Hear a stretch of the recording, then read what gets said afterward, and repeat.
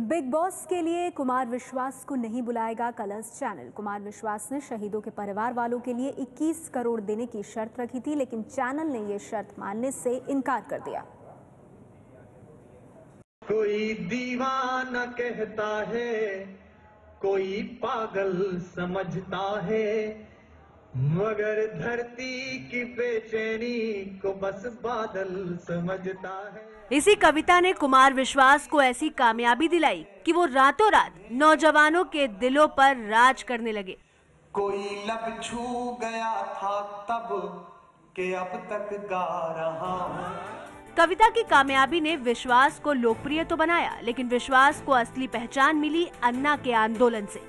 आंदोलन के वक्त विश्वास अन्ना का मंच संभालते थे। शोहरत न अता करना मौला, शोहरत अता करना मौला, शोहरत न अता करना मौला, दौलत न अता करना मौला, दौलत न अता करना मौला, दौलत न अता करना मौला, बस इतना अता करना चाहे जन्नत न अता करना मौला, बस इतना अता करना चाहे जन्नत न अता करना मौला। कविता और आंदोलन के रास्ते कुमार विश्वास राजनीति के अखाड़े में कूदे और आज की तारीख में आम आदमी पार्टी के लोकप्रिय नेताओं में से एक हैं। लेकिन आज विश्वास बिग बॉस को लेकर चर्चा में है। तेरा काम है वो करना है, चलूंगा। तेरा काम है वो करेगा तू, तो जो बताएगा वो करूंगा। कैप्टन हूँ, वो करना सुनना पड़ेगा थर्सडे तक तेरे को मेरा, समझ गया? ये घर तेरा नहीं है। अरे ये घर तेरा भी नहीं है। तो बिग बॉस ने ऑर्डर दिया है। चिल्ला के बच्चों को डरावे। मेरे को क्या डराएगा कोई? तू क्या है? कुमार विश्वास की माने तो पिछले कई सीजन से उन्हें कलर्स शो के रियलिटी शो बिग बॉस का ऑफर मिल रहा था।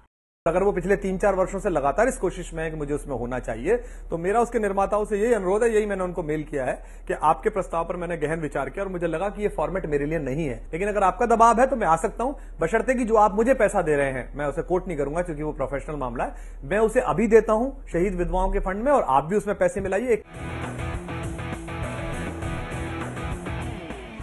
इस बार टीवी पर जब से शो का प्रोमो चलना शुरू हुआ है, तब से इस बात की चर्चा हो रही थी कि क्या बिग बॉस के घर में विश्वास बंद होंगे। इस चर्चा को उस वक्त और मजबूती मिल गई जब कैमरे पर आकर खुद विश्वास ने कहा कि हाँ, उन्हें इस बार का ऑफर मिला है, लेकिन इसके लिए उन्होंने शो के आयोजकों के सामने बाकायदा एक शर्त रखी। शर्त ये कि 5 करोड़ फीस मिले और 21 करोड़ रुपए शहीदों की विधवाओं के लिए दान में दिए जाएं।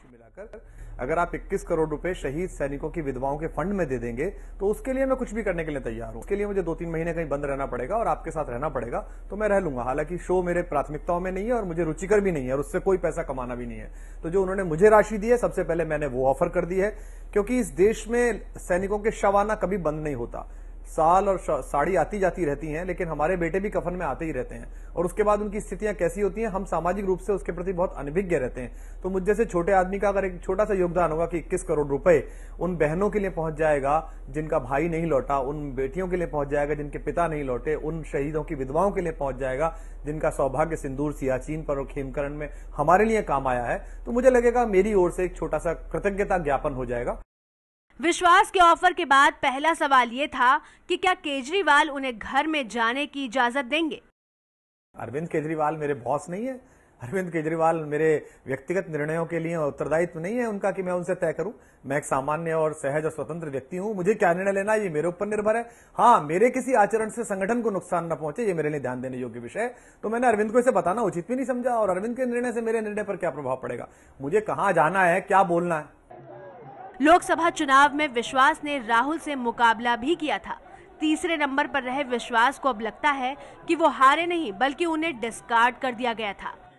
आपकी सूचनार्थ बता दूं, अमेठी में ना मैं हारा ना मैं जीता, मैं वहां बुरी तरह से डिस्कार्ड किया गया। अंग्रेजी में एक शब्द है डिस्कार्ड करना, अस्वीकार करना, नामंजूर करना। तो मुझे इस लोकतांत्रिक निर्णय को स्वीकार करना चाहिए, इसमें क्या शर्म लिहाज है। अगर भारत की जनता 67 साल बाद तक हमारी राजनीति ने इतनी ग्रेजुएट करी है कि एक आदमी जो 4 महीने गुजार रहा है, 1200 गांव में जा रहा है, बिना जाति धर्म का झगड़ा फैलाए, बिना शराब बांटे चुनाव लड़ रहा है, अगर वो डिस्कार्ड हो जाता है तो उसको प्रतीक्षा करनी चाहिए कि लोकतंत्र कब तक ऐसा होगा कि वो प्रतिनिधित्व में आए या उसे आना ही नहीं चाहिए। चुनाव के दौरान विश्वास ने वादा किया था कि वो अब अमेठी नहीं छोड़ेंगे। जाहिर है सवाल पूछा गया कि अगर बिग बॉस में रहे तो अमेठी का क्या होगा। जब जाएंगे देश भर में, उत्तर प्रदेश में प्रचार करेंगे तो वहां भी चले जाएंगे, लेकिन वहां रहना जो मेरा निर्णय था कि अगर वो मुझे हरा देंगे, अगर ऐसा होगा कि राहुल गांधी अपनी किसी गिमिक से जीत जाएं और मैं दूसरे नंबर पर रहूंगा तो भी मैं जरूर वहां रहूंगा, मैं प्रयास करूंगा 5 साल फिर वहां काम करने का। लेकिन जब आपका वहां जनाधार ही नहीं है, जब वहां की जनता का निर्णय यह है, तो मुझे लगता है कि मुझे उस जनतांत्रिक निर्णय को स्वीकार करना चाहिए। विश्वास बिग बॉस में शामिल होने का मन बना चुके थे, लेकिन कलर्स ने विश्वास की उम्मीदों पर पानी फेर दिया।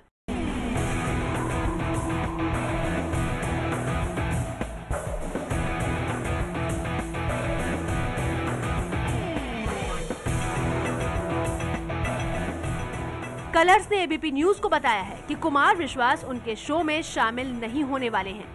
सूत्रों के मुताबिक बात तब बिगड़ी जब कुमार विश्वास ने बिग बॉस शो बनाने वाली कंपनी के सामने अपनी शर्त रखी। इससे पहले कुमार विश्वास ने बिग बॉस के घर में अपनी डायरी और पेन ले जाने की इजाजत मांगी थी, जिसे कंपनी ने मान भी लिया था। लेकिन अब कलर्स चैनल की तरफ से इनकार के बाद विश्वास ने ऑफर ठुकराने पर आश्चर्य जताया है। मुझे पता चला है कि उन्होंने इसको अस्वीकार कर दिया। मेरे लिए चौंकाने वाला था। मुझे उम्मीद थी कि इतना बड़ा चैनल है और इतना बड़ा प्रोग्राम है तो शायद करेगा, लेकिन उनके अपने व्यावसायिक मानदंड है। विश्वास के ऑफर को ठुकराकर बिग बॉस ने चैप्टर ही क्लोज कर दिया, लेकिन सुर्खियों में विश्वास लगातार रहते हैं। पिछले ही हफ्ते विश्वास ने दावा किया था कि उन्हें बीजेपी की तरफ से सीएम पद का ऑफर दिया गया था। हालांकि विश्वास ने अब तक नहीं बताया कि उन्हें यह ऑफर किसने दिया। अच्छा लोकतांत्रिक संकेत दीजिए, चुनाव लड़िए। इससे अच्छा विकासवादी मॉडल क्या होगा कि दिल्ली के केंद्र सरकार में नरेंद्र मोदी का मॉडल चल रहा होगा, कांग्रेस मुक्त भारत का, और दिल्ली में अरविंद केजरीवाल मॉडल चल रहा होगा, करप्शन फ्री दिल्ली का। तो दो अच्छी राजनीति एक दूसरे के साथ प्रतिस्पर्धा करेंगी। कम से कम कांग्रेस के कैंसर से इस देश को मुक्ति मिलेगी।